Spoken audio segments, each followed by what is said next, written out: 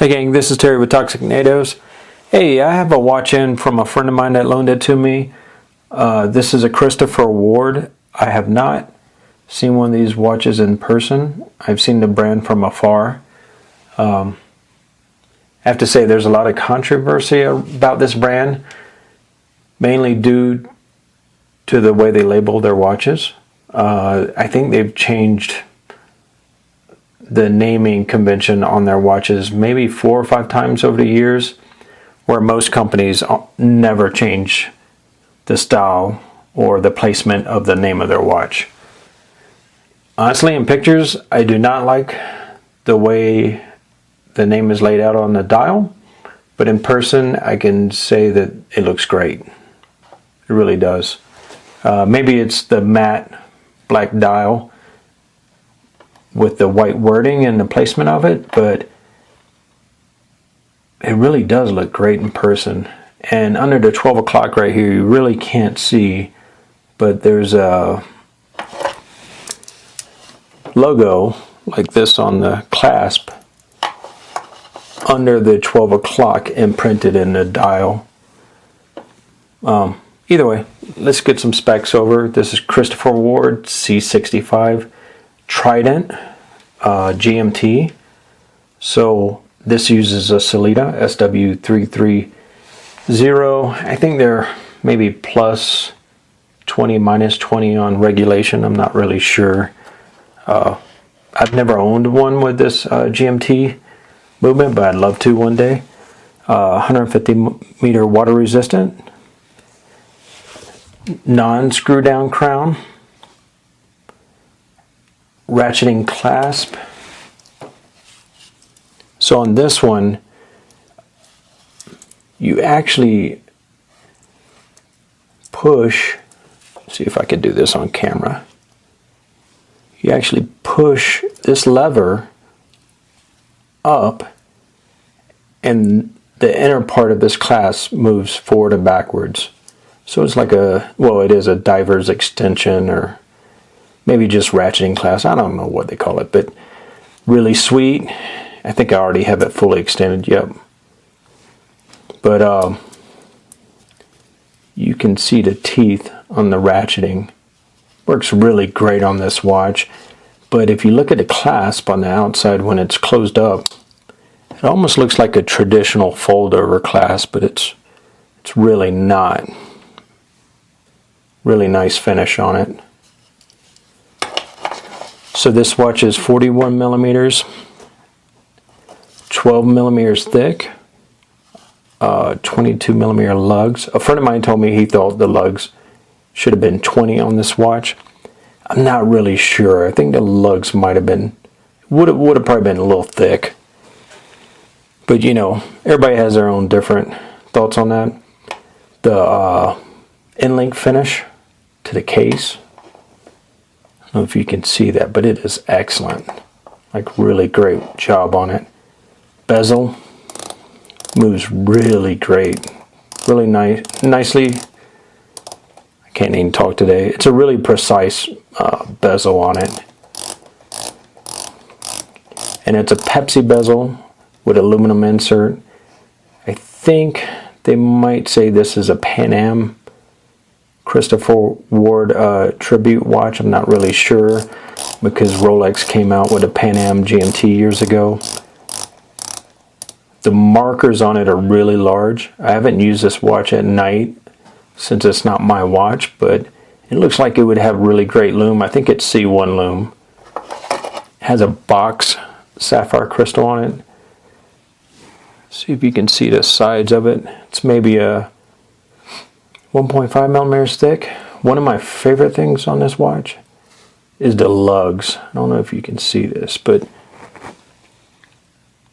so the lugs are actually brushed on the chamfer right here, and then polished above it, and then brushed again. And then, I don't even know how to describe this. So let's start over. It's brushed, polished on the chamfer, brushed again, and then polished on the back side of the lug, which gives it a super thin profile. on this watch. It's actually really sweet, really sexy lugs on it.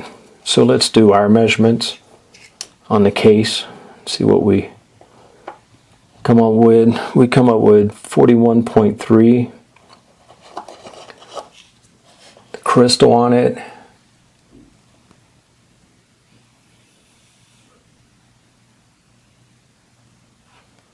so it looks like the crystal is pushing about 2 millimeters over the bezel. Luckily this is sapphire. If it was a plexi crystal, I'd be pretty worried, but not with this watch. I would not. The actual thickness of the bezel itself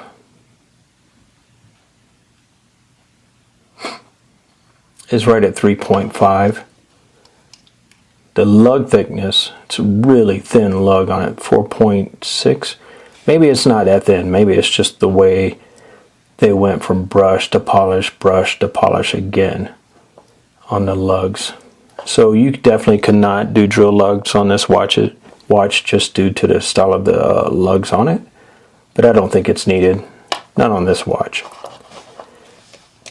And it said it was 22 millimeters, and it is 22 millimeters on the lugs. So with the crystal, it's at 12.56 on the thickness. So if you took away 2 millimeters for the crystal, you're looking at, it's a 10 millimeter watch pretty much. Crown on it, it's nice at a 6.5 millimeters. Super smooth operation on it. Like, that's so quiet you can't even hear it. So one thing I want to mention that I did not find online is I believe this has an outer anti-reflective coating on the crystal.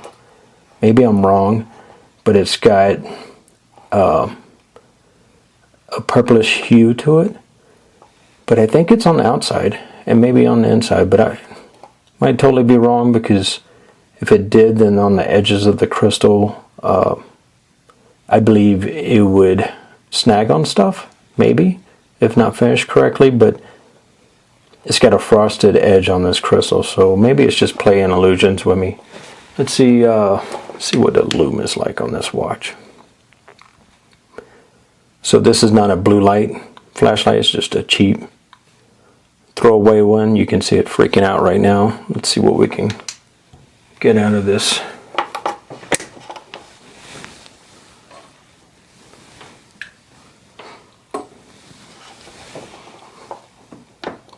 Pretty decent. I won't say it's great, but I do have my office light on, so it's not total darkness. Let's see if I can turn the main light off.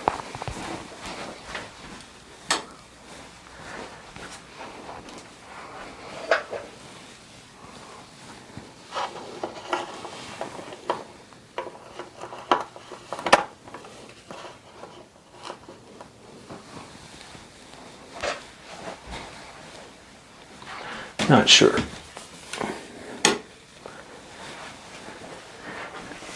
That did not work out, that experiment. Not at all.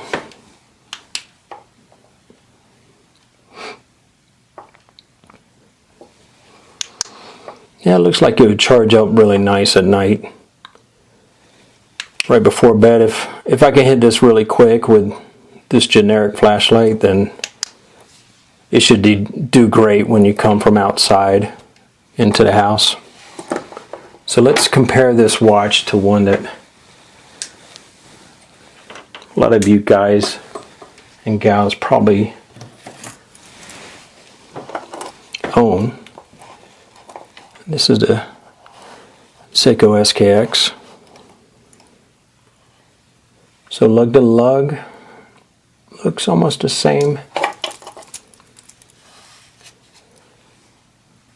Thickness, you can see how blunt the case is on the SKX, and this one's more refined. Let's try it from the crown side. Got the same size crown. And of course the SKX is thicker. even though this has a box crystal on it. One thing I did not check on this watch is lug to lug. And that can be a huge deciding factor if you have short wrist size. So this is coming in at 47 millimeters, which is a really manageable lug size. And I'm really impressed with this watch. But let's do this. Let's try it on the wrist.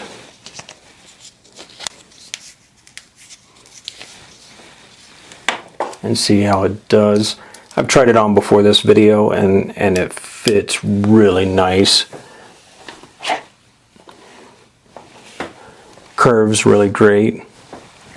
It just hugs all the way down. I don't know if I can show that in this video, but there's no gap. A lot of watches I'll have a huge gap right here where the lugs curve, and that is not the case with this watch.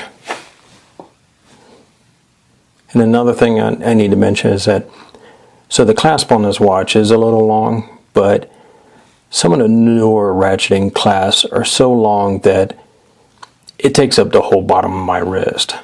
This one is at 13 or 38 millimeters. Let's call it 39 to be safe. Hey, hope you liked the video. If you have any comments, please leave them below, and please subscribe. Thanks, gang.